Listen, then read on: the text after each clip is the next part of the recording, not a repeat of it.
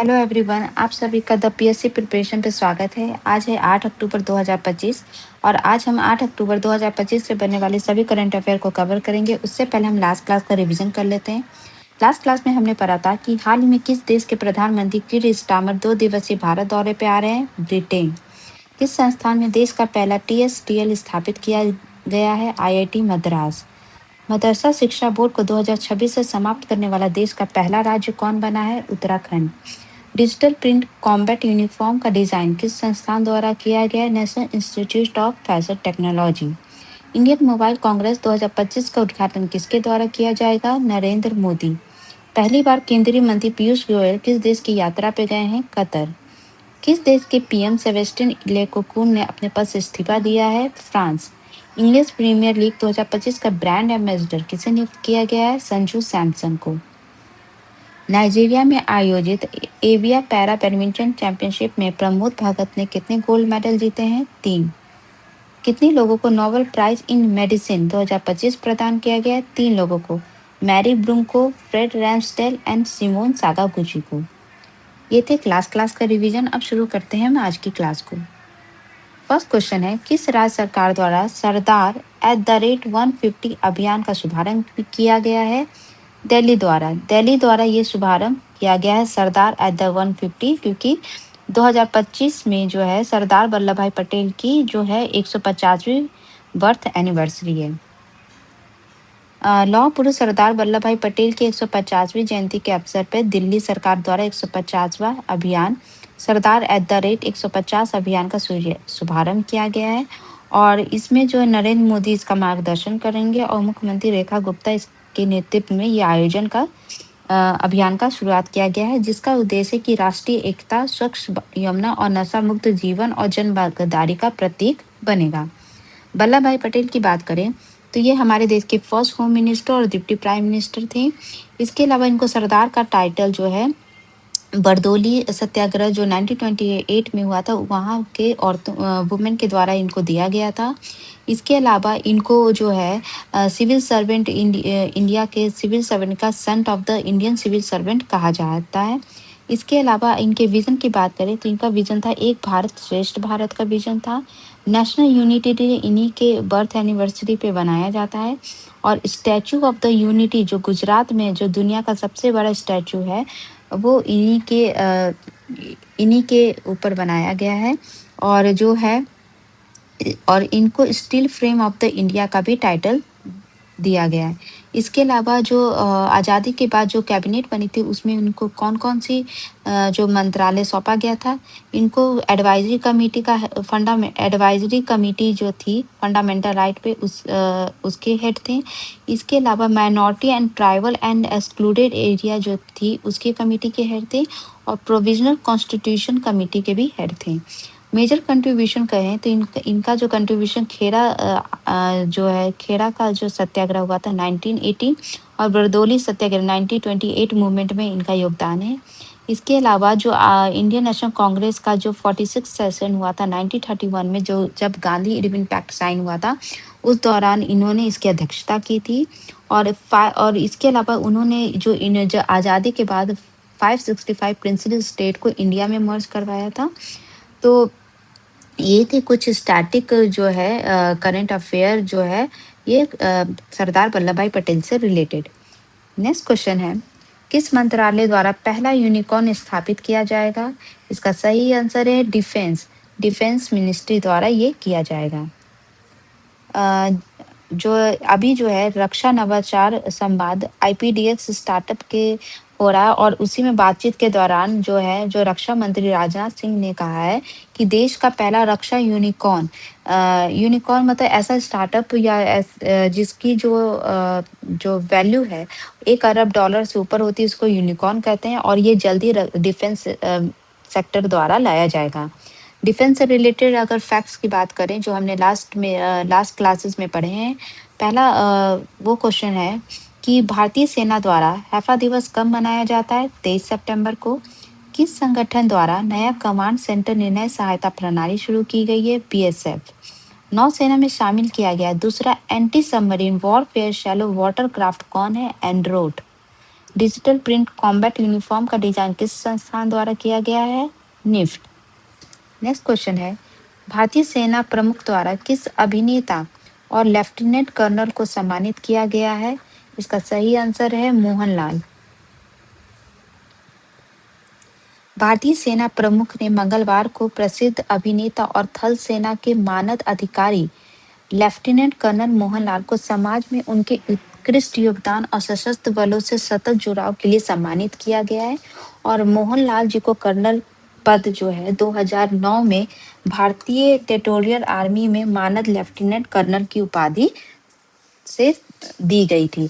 और इसी साल मोहनलाल यादव को जो है दादा साहब फाल्के अवार्ड से भी सम्मानित किया गया है। नेक्स्ट क्वेश्चन है, हाइची 6 किस संगठन द्वारा चलाया जा रहा है? इसका सही आंसर है इंटरपोल के द्वारा ये चलाया गया। और इसमें जो भारतीय एजेंसी है CBI, central bureau of investigation, ये भी इसमें पार्टिसिपेट कर रही है। अब ये प्रोग्राम है क्या?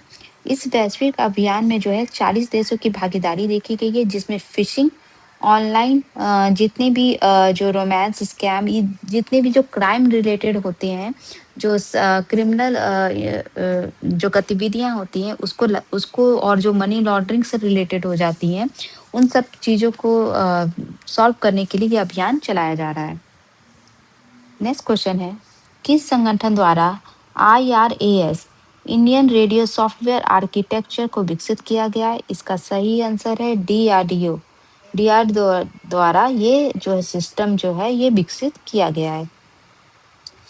अब इस भारतीय सशस्त्र बलों के बीच आधुनिक और सुरक्षित संचार प्रणाली सुनिश्चित होने के साथ ही अंतर संचालन क्षमता या तालमेल भी बेहतर बनाने के लिए DRDO द्वारा इंडियन रेडियो सॉफ्टवेयर आर्किटेक्चर जारी किया गया है। इस आर्किटेक्चर में क्या क्या इंक्लूड होगा? इसमें यूनिफाइड कम्युनिकेशन जो है फोर्सेस के बीच इस्टेब्लिश किया जाएगा, फोर्टिफाइड सिक्योरिटी फ्रेमवर्क होगा और स्टैंडर्डाइज ऑपरेटिंग एनवायरनमेंट प्रोवाइड किया जाएगा, इंडिजीनियस इनोवेशन को बढ़ावा दिया जाएगा और versatile deployment across platform develop किया जाएगा। नेक्स्ट क्वेश्चन है, वर्ष के सर्वश्रेष्ठ पुरुष T20 बल्लेबाज और गेंदबाज किसे घोषित किया गया है? बल्लेबाज की बात करें तो संजू सैमसन को घोषित किया गया है और अगर गेंदबाज की बात करें तो वरुण चक्रवर्ती को घोषित किया गया है। नेक्स्ट क्वेश्चन है, वर्ष का सर्वश्रेष्ठ अंतर्राष्ट्रीय महिला गेंदबाज और बल्लेबाज किसे चुना गया है? गेंदबाज की बात करें तो दीप्ति शर्मा को चुना गया है और बल्लेबाज की बात करें तो स्मृति मंदाना को चुना गया है। नेक्स्ट क्वेश्चन है, CEAT lifetime achievement award किसे दिया गया है? इसका सही आंसर है BS चंद्रशेखर और ब्रायन लारा, इन दोनों को ही CEAT lifetime achievement award से सम्मानित किया गया है। नेक्स्ट क्वेश्चन है, और इसके अलावा जो अभी जो ये अवार्ड हुआ है इसमें और भी कैटेगरी में अवार्ड दिया गया है। टेस्ट क्रिकेट में जो दूसरे सबसे सफल बल्लेबाज है इंग्लैंड के जो रूट को वर्ष का सर्वश्रेष्ठ पुरुष अंतर्राष्ट्रीय क्रिकेटर चुना गया है और इंग्लैंड के ही हैरी ब्रूक को वर्ष का सर्वश्रेष्ठ पुरुष टेस्ट क्रिकेटर चुना गया है और श्रीलंका के प्रभात जयसूर्या को वर्ष का सर्वश्रेष्ठ टेस्ट गेंदबाज का अवार्ड दिया गया है। और इसमें जो है जो भारतीय कप्तान रह चुके रोहित शर्मा और श्रेयस अय्यर को जो है स्मृति चिन्ह प्रदान किया गया है। हाल ही में किस पूर्व भारतीय कप्तान को DGCA द्वारा ड्रोन पायलट सर्टिफिकेट मिला है? इसका सही आंसर है MS धोनी। महेंद्र सिंह धोनी को यह सर्टिफिकेट DGCA द्वारा प्रदान किया गया है। भारत के पूर्व कप्तान महेंद्र सिंह धोनी को ये DGCA द्वारा ड्रोन पायलट सर्टिफिकेशन प्रोग्राम पूरा करने के के कारण धोनी जी को गरुड़ एयरस्पेस से आधिकारिक रूप से ड्रोन पायलट लाइसेंस प्राप्त हुआ है और इस प्रशिक्षण कार्यक्रम को पूरा करने के बाद धोनी अब ड्रोन उड़ाने के लिए प्रमाणित हैं। इसके अलावा धोनी को 2011 में भारतीय टेरिटोरियल आर्मी में लेफ्टिनेंट कर्नल की मानद रैंक भी प्रदान की गई थी, जो हमने इसी क्लास में पढ़ा था कि अभी मोहनलाल जी को जो है आर्मी के द्वारा जो है सम्मानित भी किया गया, क्योंकि वो भी भारतीय टेरिटोरियल आर्मी में लेफ्टिनेंट कर्नल मानद की रैंक पर अभी हैं।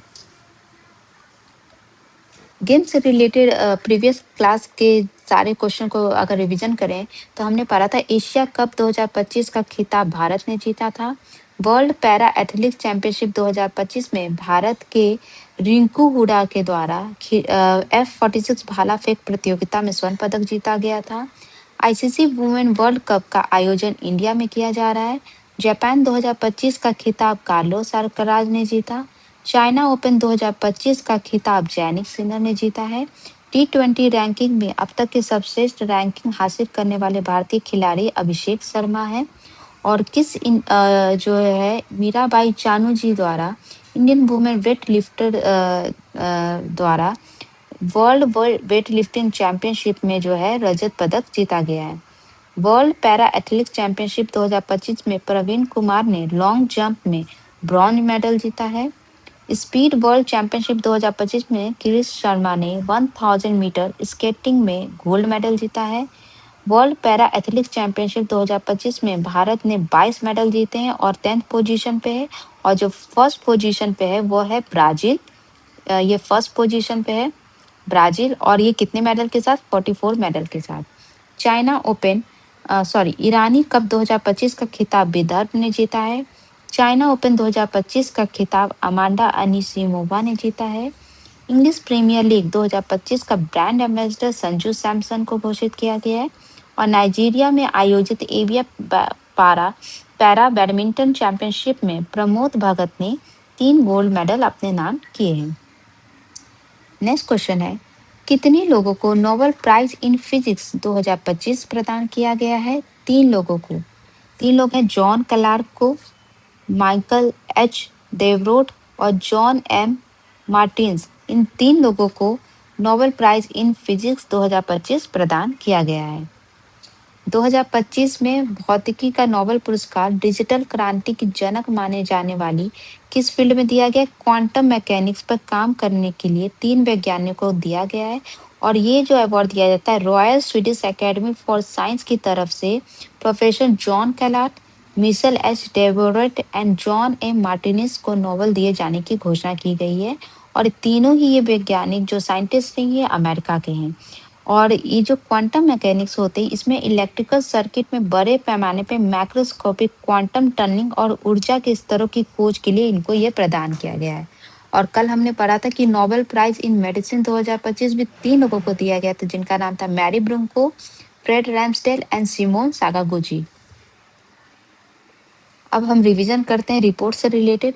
एनसीआरबी रिपोर्ट 2023 के तहत किस राज्य में किसानों की आत्महत्या के मामले सबसे ज्यादा है? Maharashtra. Huron India rich list 2025 के अनुसार सबसे अमीर व्यक्ति मुकेश अंबानी है, सेकंड नंबर पे गौतम अदानी है और शाहरुख खान को फर्स्ट टाइम इसमें इंक्लूड किया गया है। एशियन डेवलपमेंट बैंक एडीबी के अनुसार 2025-26 के लिए भारत की विकास दर कितने रहने का अनुमान है? 6.5%। फर्स्ट इन इंडिया की बात करें तो देश की पहली स्लम फ्री सिटी बनी है चंडीगढ़। 500 स्टार्टअप वाला आईआईटी है आईआईटी कानपुर। और बाल विवाह मुक्त जिला है बल्लौद छत्तीसगढ़ का। जीजेपी आईजीपी सम्मेलन पहली बार होने वाला है छत्तीसगढ़ में। और पंजाब में पहली बार विधानसभा का विशेष सत्र विधानसभा से अलग स्थान पे किया जा रहा है और वो अलग स्थान है आनंदपुर साहिब। और अभी आनंदपुर साहिब को ही जो है पंजाब का नया जिला घोषित करने का अभी अनुमान लगाया जा रहा है कि अभी इसकी योजना की जा रही है। अभी ये कंफर्म नहीं हुआ है, जब ये होगा तो ये भी इंक्लूड मैं कर दूंगी।